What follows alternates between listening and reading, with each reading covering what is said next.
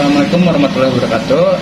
Perkenalkan, nama saya Faisal Raffi dari kelas 2A dengan NPM 2110631070015.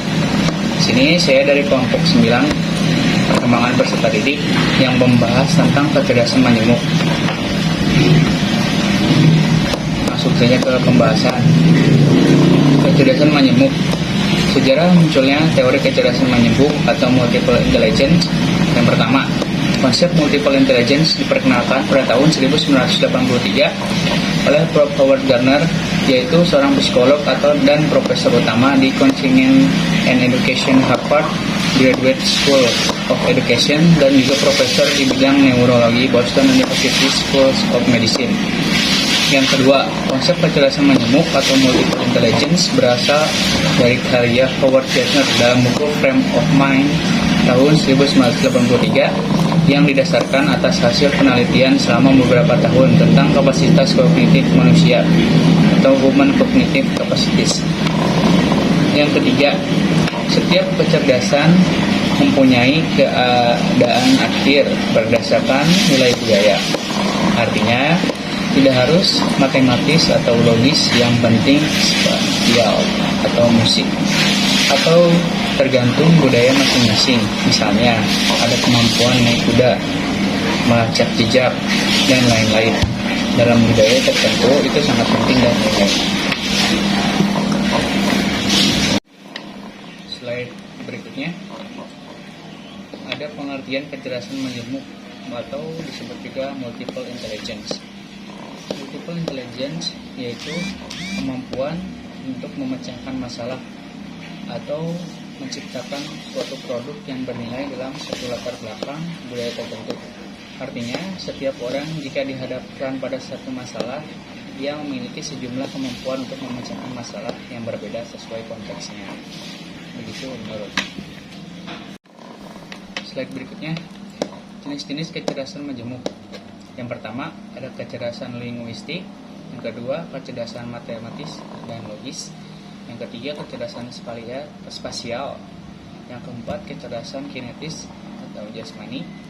Yang kelima, kecerdasan musikal. Yang keenam, kecerdasan interpersonal. Yang ketujuh, kecerdasan intrapersonal. Yang kedelapan, kecerdasan naturalis. Yang kesembilan, kecerdasan eksistensial. Dan yang ke-10 yang terakhir ada spiritual. Berikutnya kita membahas tentang kecerdasan linguistik. Ialah kemampuan menggunakan kata secara efektif, baik secara lisan atau misalnya pendongeng, orator atau politis, maupun tertulis, misalnya sastrawan, penulis drama, editor, bisa juga wartawan. Yatim Rianto, Paradigma baru pembelajaran 2010. Kecerdasan ini meliputi kemampuan manipulasi tata bahasa atau struktur, fonologi, semantik, dan programatik. Yang kedua yaitu kecerdasan matematis logis.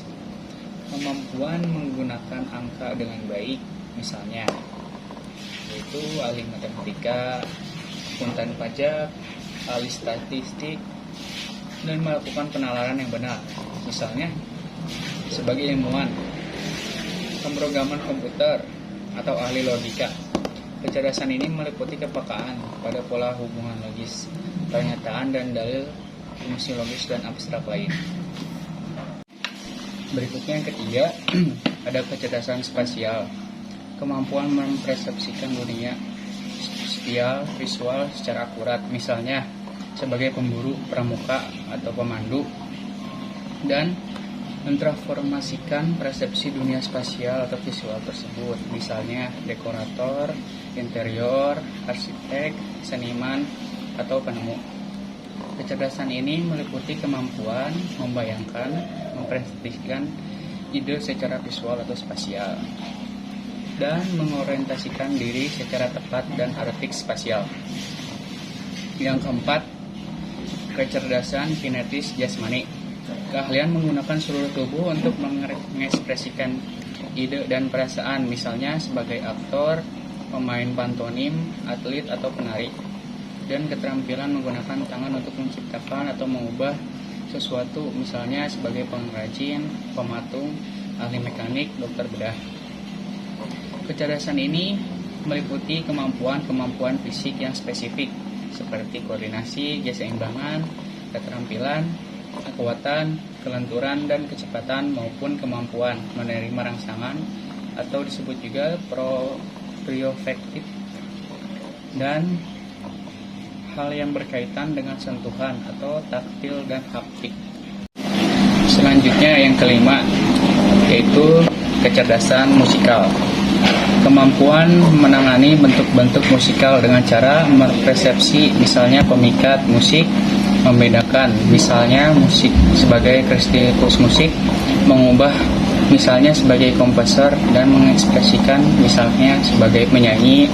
Kecerdasan ini meliputi kepekaan pada irama, pola titik atau melodi, dan warna nada atau warna suatu lagu.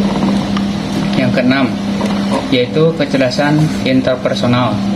Kemampuan mempersepsi dan membedakan suasana hati, maksudnya memotivasi serta perasaan orang lain. Kecerdasan ini meliputi kepekaan pada ekspresi wajah, suara, gerak isyarat, kemampuan membedakan berbagai macam tanda interpersonal, dan kemampuan menanggapi secara efektif tanda tersebut dengan tindakan pragmatis tertentu, misalnya mempengaruhi kelompok orang untuk melakukan tindakan tertentu. 7. Kecerdasan interpersonal. Kemampuan memahami diri sendiri dan bertindak berdasarkan pemahaman tersebut. Kecerdasan ini meliputi kemampuan memahami diri yang akurat atau kekuatan dan keterbatasan diri, kesadaran akan suasana hati, maksud, motivasi, temperamen, dan keinginan, serta kemampuan berdisiplin diri, memahami dan menghargai. Yang kedelapan yaitu kecerdasan naturalis. Keahlian mengenali dan mengaterogikan spesies flora dan fauna di lingkungan sekitar. Kecerdasan ini meliputi kepekaan pada fenomena alam lainnya, misalnya formasi awan dan gunung-gunung, dan bagi mereka yang dibesarkan di lingkungan perkotaan, kemampuan membedakan benda tak hidup seperti karet dan sampul kaset CD. Yang kesembilan yaitu kecerdasan eksistensial. Kecerdasan yang berhubungan dengan kapasitas dan kemampuan. Kecerdasan ini biasanya dimiliki oleh para filsuf. Yang terakhir, yang ke-10 yaitu spiritual, yaitu keyakinan dan mengaktualisasikan akan suatu yang bersifat transenden atau penyadaran akan nilai-nilai akidah, keimanan, keyakinan akan kebesaran Tuhan. Kecerdasan ini meliputi kesadaran suara hati, internalisasi nilai, aktualisasi, dan keikhlasan. Misalnya menghayati batal dan haram dalam agama, toleransi, sabar, tawakal, dan keyakinan akan takdir baik dan buruk.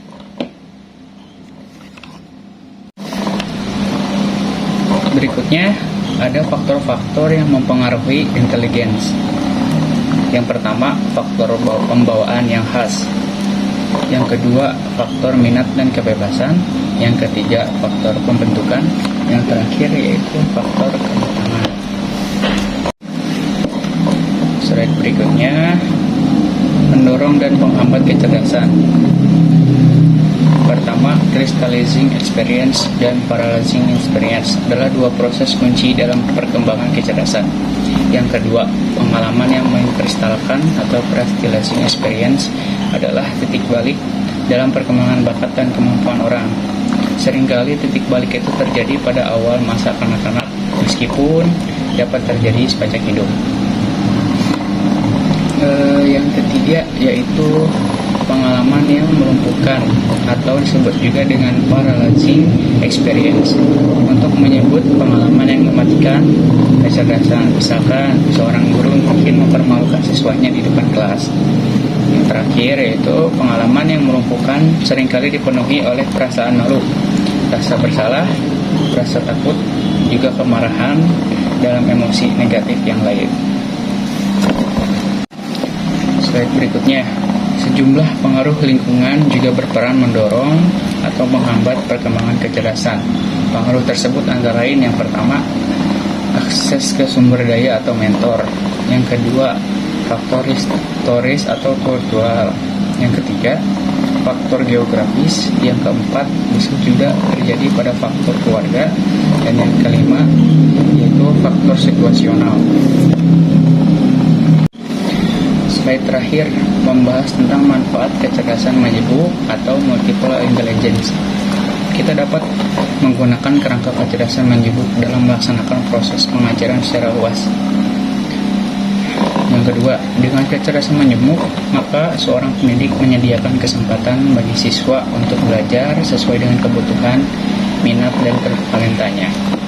Yang ketiga, peran serta orang tua dan masyarakat akan semakin meningkat dalam mendukung proses belajar mengajar.